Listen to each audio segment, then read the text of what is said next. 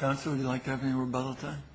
I think I'd take 1 minute, Your Honor. 1 minute. Go ahead. Okay. My name is Lawrence Deloise. I'm with Clark, Gagliardi, and Miller. I represent the plaintiffs in the Butler, Cowan, and Godwin case. And my assignment today is to discuss the ramifications of a separate analysis of the conflict situation with respect to the bus company and the truck company. In other words, if Schultz applies and you want to have a separate analysis, what should the result be?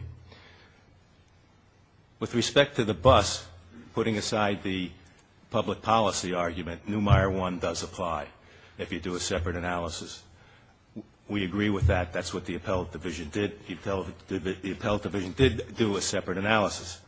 We also agree with the appellate division that Neumeier 3 applies to the claims between the bus plaintiffs and the truck defendants because they're from separate jurisdictions and the accident occurred in New York. Where we part ways with the appellate division is in the appellate division's holding where they say that Ontario law should apply to the claims against the truck company because applying the cap will promote the substantive law of Ontario, and also the appellate division held that New York has no interest in deciding whether a cap should be applied or not. We disagree with both of those. First of all, the Summers case from Ontario, quoted on our brief, holds very clearly that under Ontario law, the cap is a procedural aspect, not a substantive aspect. So if you apply the formula of Neumeier 3, which says that applying that law, the foreign law, should promote the substantive law of the other jurisdiction, it doesn't in this case because under Ontario law, the cap is procedural. That's a technical claim, but it's a true claim. But more importantly, Ontario has no interest in applying its law to the claims against the truck defendants. The Schultz case tells us that when you're determining whether a state's or entity's law should be applied, you look at the policy behind the law. Could you tell me what, in some type of dollars, I don't want to offer any, but if the cap applies to the bus and doesn't apply to the truck, and you were to get a verdict, and it was a 90-10 verdict, right? I mean, that's stipulated to, so to speak. By them, right. Right. So what effect does that have on a verdict? You want to be able to say, I guess, that the 10% is joint and several. There's no cap. There's no cap on 10%. There's the cap on whatever the bus. A possible result is the 90 is capped and the 10 is not. I'm sorry. A possible result, or indeed the result, if you put aside public policy and you do a separate Schultz analysis, the result is the 90 is capped and the 10 is not. That's correct. That's correct. So the 10 could turn out to be bigger than the 90. The 10 could be turn out bigger than the 90. Is that relevant to Not to if this. we think that's weird, should that bother us? No, it shouldn't, because we're only talking about the choice of law with respect to the cap. And the second point on that aspect is the truck defendants entered into that deal with their eyes wide open.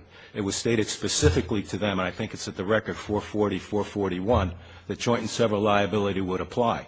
And they knew we were appealing the determination that Ontario law would apply to them. If you take the bus out, just so I can get this straight in my head, and you've got, let's say you've got a car and it's a 25-50 policy on the car, but the truck has much more coverage. Right. And you get $1 million verdict. Right. $50,000 comes off the car. Okay. On the 90%, right? Right. So that leaves $950,000 that you're still owed, and that's going to get paid by the truck even though they're 10%, right? Correct. That would be the analysis. Correct, because under 1601 or 1602, Article 6, Section 1602 of the CPLR, a motor vehicle accident, the separate liability law does not apply to them. It's joint and several in a motor vehicle accident, of which this is. And what the court said now is we're not doing that. I mean, that we're going to apply one or the other, and we decided we're going to apply Ontario's cap, and it applies to both of the tortfeasors in this case, right? That's what we. That's what the lower court said. Yes. Right. And you're making the distinction that we ought to have two. Right. And the reason Ontario does not have an interest in applying its law to the truck is that the purpose for the law is to keep insurance premiums low. That's what any cap is about. The Bodia case, the Fourth Department case, recognized that. The prior case to our case, recognized that the reason for the cap is to keep insurance premiums down. That's the whole reason But we what have about caps. the Supreme Court of Canada says somewhere all Canadians should be treated equally? What is that relevant to figuring out what the policy is? Well, the Supreme Court also said that it doesn't, in the Britain case, which we cited in our brief, that it doesn't offend the Canadian court if a Canadian, if an Ontario person, I'm talking about the Ontario people, if the Ontario person gets more under the law of a foreign jurisdiction than it gets under Canadian law. This may be irrelevant, but it's confusing me. Why, it's the Supreme Court of Canada, talking about all of Canada. Why does everybody say this is an Ontario rule? The cases I read were from the Supreme Court of Canada. Well, the cases we're citing are the Ontario court, the highest court in Ontario of Canada. Okay. Looked like Canada to me. One of them said Alberta on it. I'm sorry. So they looked like Canada to me. One of them was from Alberta, one of those cases. Okay. Well, anyway, the court has said that it doesn't offend, and the words were, it doesn't offend Ontario if a Ontario resident achieves more under a foreign law than it does under Ontario law. It doesn't violate Ontario's policy.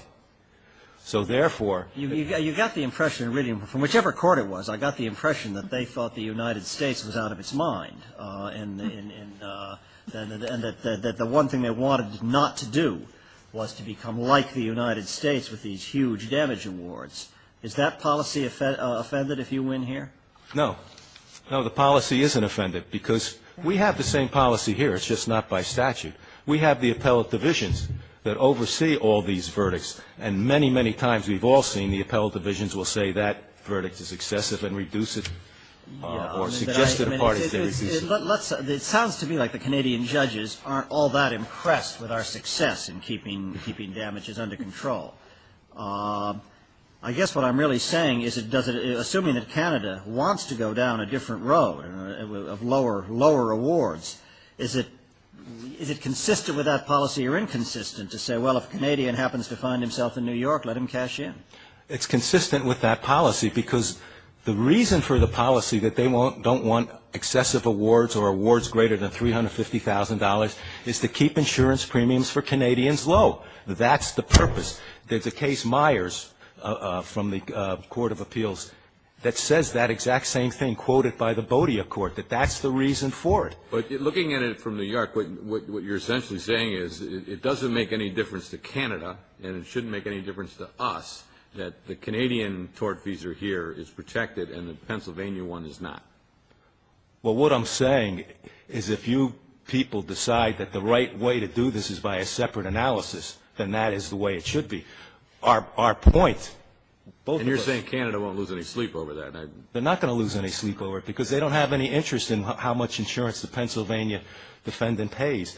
And the fact that the Pennsylvania defendant will pay the full measure of recovery doesn't offend Ontario policy because Ontario policy deals with Ontario drivers, not Pennsylvania drivers. And as a matter of fact, the insurance company for the Pennsylvania truck company will get an undeserved benefit if you apply the Ontario law because they accept their premium based on an understanding under Pennsylvania law that a person injured would get the full measure of recovery, and now they're not getting the full measure of recovery if you apply Ontario law, so the Pennsylvania insurer got an undeserved benefit. You know, by the way, that what happened with the lawsuit by the state of the truck driver against the bus? My understanding was that it's still pending, but I don't know because their attorneys were part of this appeal, and they ceded their time to us. My understanding was that it's still pending, that it hasn't been resolved. Now, I could be wrong on that. You know what law they're applying?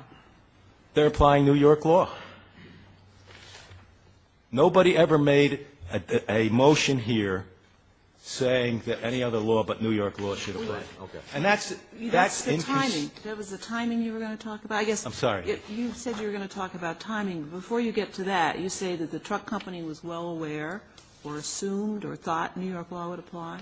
No, I didn't say that. Okay. I said they were aware that we are appealing the decision that Ontario law applies, and it could be turned around. Okay. So what about timing? You said you were going to argue something about timing, that this didn't come up until too late in the proceeding? Oh, yes.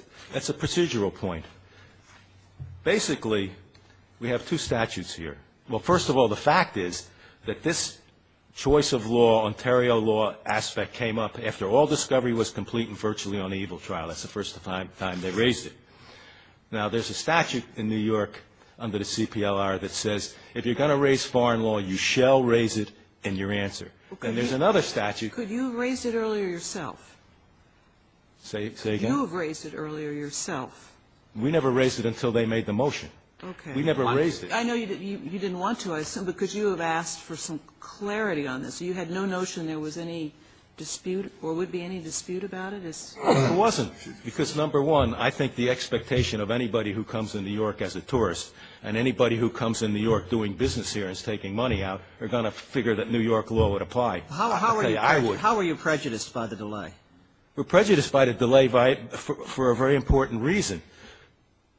We're doing an interest analysis to determine whether Ontario law, New York law, or Pennsylvania law should apply. One of the aspects of the interest analysis is how much business these defendants are doing in New York. Now, there was a little discovery on that, but did you point that out to the trial court? Say, wait a minute, if they're going to bring in Canadian law, we need an opportunity for more discovery? Yes, we did. And he said no. We said no. We also said dropped out some potential defendants, right? Some Delaware corporation parent. Well, they got summary judgment. One of our arguments was they should be in the case, so all the other different laws should apply too, and that makes it all confusing. But they got dropped from the case based on they were granted summary judgment. But let me get. That's it, Counsel. You'll have your rebuttal time. Okay. Thank you. Thank you.